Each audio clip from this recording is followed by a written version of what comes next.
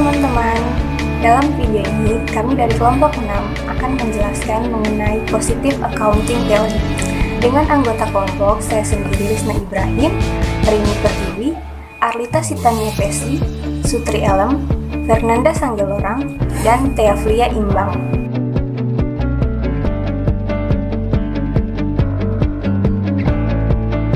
Positive Accounting Theory. Selama tahun 1970-an, teori akuntansi bergeser ke arah metodologi positif. Positive Accounting Theory atau biasa disingkat PAT merupakan cabang penelitian akuntansi yang berusaha untuk menjelaskan dan memprediksi praktik dalam akuntansi. PAT mengamati fenomena akuntansi berdasarkan alasan-alasan yang mendasari terjadinya peristiwa. Dengan kata lain, PAT dimaksudkan untuk menjelaskan dan memprediksi konsekuensi saat manajer mengambil keputusan tertentu. Berikutnya adalah tujuan dari Positive Accounting Theory. Yang pertama, menjelaskan dan memprediksi praktik akuntansi, bukan memberi panduan. Tujuan yang kedua yaitu memastikan tidak ada tujuan yang lebih superior dibanding dengan tujuan-tujuan perusahaan lainnya. Tujuan yang ketiga yaitu menilai praktik akuntansi yang ada dengan cara yang sistematis. Tujuan yang keempat yaitu menggambarkan model hubungan antara akuntansi, perusahaan, dan pasar, serta menganalisis persoalan-persoalan dalam kerangka kerja ekonomi. Kelebihan Positive Accounting Theory. Yang pertama, memberikan pernyataan dan hipotesis yang dapat diuji secara empiris. Yang kedua, teori positif diperlukan sebelum teori normatif dikembangkan untuk memahami kejadian di dunia nyata. Yang ketiga, bersifat objektif, netral, tidak dipengaruhi oleh fenomena yang diamati. Yang keempat, berdasarkan pada metode atau observasi yang teridentifikasi dan empiris. Dan yang kelima, teori positif dikembangkan untuk mengatasi kelemahan-kelemahan teori normatif. Kekurangan Positive Accounting Theory.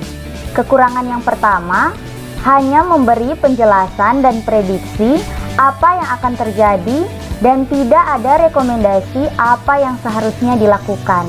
Kekurangan yang kedua, berasumsi bahwa manajer sebagai agen dan pemilik sebagai prinsipal memiliki kepentingan masing-masing untuk memaksimalkan kekayaannya tanpa mempertimbangkan efek buruk terhadap kelangsungan perusahaan.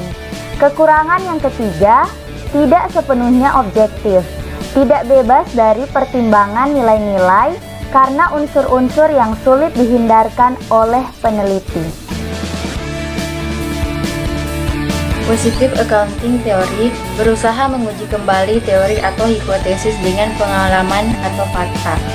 Sehingga Positive Accounting Theory memiliki fokus ekonomi untuk menjawab pertanyaan seperti yang pertama, apakah biaya yang dikeluarkan dalam memilih metode akuntansi memberikan manfaat yang sesuai? Yang kedua, apakah biaya regulasi dan proses penentuan standar akuntansi sesuai dengan manfaat yang diperoleh? Dan yang ketiga, apakah laporan keuangan berpengaruh terhadap harga saham? Selanjutnya, untuk menjawab pertanyaan-pertanyaan tersebut, Positive Accounting Theory berasumsi bahwa yang pertama, manajer, investor, kreditor, dan individu-individu lain bersikap rasional dalam memilih kebijakan akuntansi dan memaksimalkan kepuasan. Yang kedua, manajer memiliki hak kebebasan untuk menentukan metode akuntansi atau mengubah kebijakan untuk memaksimalkan kepuasan mereka.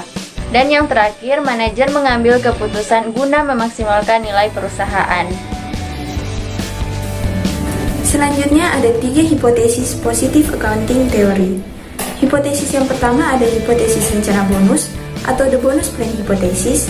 Yang kedua ada hipotesis persyaratan perjanjian pinjaman atau utang atau bisa disebut juga dengan the debt covenant hypothesis. Dan yang ketiga ada hipotesis biaya politik atau the political cost hypothesis.